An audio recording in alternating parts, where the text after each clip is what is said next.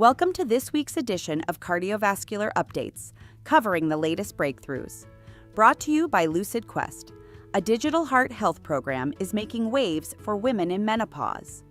In a study of over 48,000 participants, the Hello Heart program was linked to significant blood pressure reductions, especially in women with hypertension.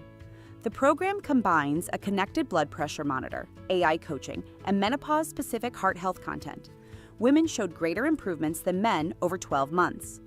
At Johns Hopkins, researchers have developed a new AI tool to predict sudden cardiac arrest in high-risk patients.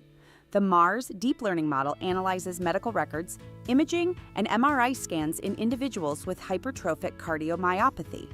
With up to 89% accuracy, it outperforms existing clinical risk tools and identifies hidden scarring patterns associated with lethal arrhythmias.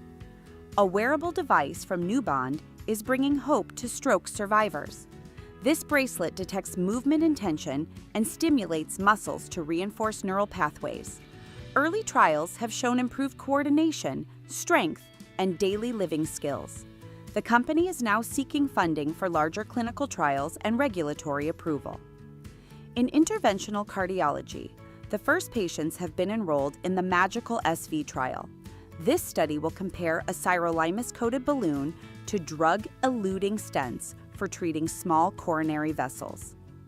The trial aims to recruit 1,605 patients across the U.S. and Europe, potentially offering a metal-free PCI strategy for complex small vessel disease. From Japan, registry data support the use of transcatheter edge-to-edge repair, or TEER, in patients with atrial functional mitral regurgitation. Compared with medical therapy, TEER was linked to a 35% lower risk of death or heart failure hospitalization. This survival benefit was sustained over 3 years and was most pronounced in patients with minimal residual regurgitation, offering a low-risk alternative for elderly patients not eligible for surgery. The shortcut leaflet splitting device has been granted a CMS New Technology Add-on Payment designation. This means hospitals may receive up to $9,750 in additional reimbursement per procedure for valve-in-valve TAVI cases, addressing the challenge of coronary obstruction in complex valve interventions. The Victorion-Intervention trial has launched to evaluate whether twice-yearly inclisiran can reduce cardiac and limb events after revascularization. Targeting 6,000 participants across 250 U.S. sites, the study could shift standard care toward earlier, more aggressive LDL-lowering therapy.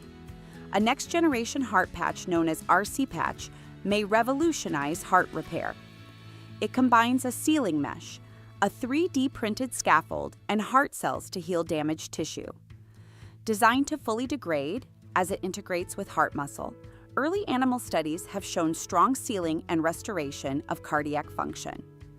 On the safety front, new research suggests pregabalin use may increase the risk of heart failure in seniors. In a study of more than 246,000 patients aged 65 to 89, pregabalin was associated with a 48% higher risk of heart failure compared to gabapentin. The findings highlight the importance of cautious prescribing in elderly patients with chronic pain. Finally, artificial heart technology is moving forward at speed.